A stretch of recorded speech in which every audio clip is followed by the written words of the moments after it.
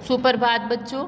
आज हम कक्षा 5 में हिंदी व्याकरण के अध्याय 13 विराम चिन्ह के बारे में अध्ययन करेंगे। विराम चिन्ह क्या होता है?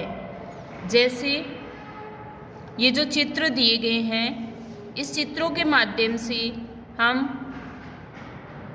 ये समझ पाएंगे कि उनके बीच या अंत में कोई चिन्ह लगे हुए हैं लाल रंग से, वो विराम चिन्ह होते हैं। विराम का अर्थ है रुकना या ठहरना। अतः वाक्य के बीच में या अंत में विराम को प्रकट करने के लिए हम जिन चिन्हों का प्रयोग करते हैं उन्हें विराम चिन्ह कहा जाता है। विराम चिन्ह हमें बताते हैं कि किस स्थान पर रुकना चाहिए। वाक्य बोलते लिखते समय विराम प्रकट करने वाले चिन्हों को विराम चिन्ह कहते हैं। विराम चिन्ह के अनुचित प्रयोग से अर्थ का अनर्थ भी हो सकता है। जैसे कोई वाक्य है, रोको मत, जाने दो, बीच में कोमा लगी, इसका तात्पर्य होता है कि उसे रोका नहीं जाए, जाने दिया जाए। अब वही वाक्य रोको मत जाने दो, मतलब रोको के बाद में अगर कोमा आ जाती है तो उसका अर्थ है कि उसे रोका जाए, जाने नहीं दिया जाए, तो मतलब चेंज हो गया उसका। तो यही विराम चिन्ह लगाने से वाक्य पर प्रभाव पड़ता है। पूर्ण विराम कौन से होते हैं? पूर्ण विराम होते हैं, इस वाक्य का प्रयोग है वो वाक्य के अंत में होता है। विस्मयादि बोधक प्रश्नवाचक वाक्यों को छोड़कर प्रत्येक वाक्य के अंत में पूर्ण विराम लगाया जाता है।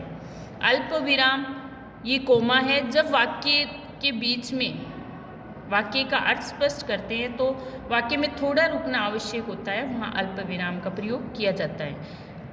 अर्ध विराम होता है जहाँ वाक्य में पूर्ण विराम से कुछ कम और अल्प विराम से कुछ अधिक समय के लिए रुकना हो, वहाँ अर्ध विराम चिन्ह लगाया जाता है। प्रश्नवाचक चिन्ह कौन सा होता है? प्रश्नवाचक वाक्यों के अंत में प्रश्नवाचक चिन्ह का प्रयोग किया जाता है। जैसे क्या वे पढ़ रहे हैं? विस्मयादिवादी बोधक चिन्ह होता है। जैसे हर्ष, शोक, घृणा, आश्चर्य आदि भावों को प्रकट करने वाले शब्दों के अंत में विस्मयादि बोधक चिन्ह का प्रयोग किया जाता है। निर्देशक चिन्ह होता है कि किसी कथन के स्पष्टीकरण से पहले या संवाद व वार्तालाप के नामों के बाद इस चिन्ह का प्रयोग किया जाता है। उद्धरण चिन्ह होता है, किसी कथन को ज्यों का त्यों लिखना होता है। कोई समाचार पत्र, कहानी आदि का नाम लिखते हैं तो उद्धरण चिन्ह का प्रयोग किया जाता है। जैसे इकहरा उद्धरण चिन्ह या दोहरा उद्धरण चिन्ह। इकहरा होता है तो जैसे किसी पुस्तक का नाम है, किसी का व्यक्ति का उपनाम, पदवी, उनका नाम इकहरा उद्धरण चिन्ह में लिखा जाता है। जैसे अयोध्या सिंह उपाध्याय, तो इनको हरियोध भी कहते थे, उपनाम था इनका, इसलिए इनको इकहरा उद्धरण चिन्ह में लिखा जाएगा। दोहरा चिन्ह होता है, उसमें चिन्ह का प्रयोग इसमें कहावत, संवाद या कोई प्रसिद्ध कथन होता है उसमें किया जाता है। जैसे सुभाष चंद्र बोस ने कहा था, तुम मुझे खून दो मैं तुम्हें आज़ादी दूंगा। विवरण चिन्ह किसी नाटक में संवाद से पूर्व तथा उदाहरण आदि का संकेत करने के लिए विवरण चिन्ह का प्रयोग किया जाता है। जैसे रुद्र ने पूछा, तुम्हारे भाई का क्या नाम है? योजक चिन्ह दो शब्दों के बीच संबंध दर्शाने के लिए योजक चिन्ह का प्रयोग करते हैं। जैसे गंगा यमुना, तो ये दो एक जैसे शब्द हैं, मतलब मिलते जुलते हैं, इसलिए बीच में योजक चिन्ह का प्रयोग होता है।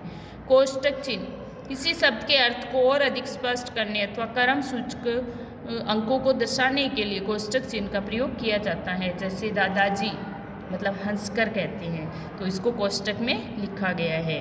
राम ने रावण यानी रावण का नाम लंकापति भी कहते हैं, इसलिए उसको कोष्टक में लिखा गया है।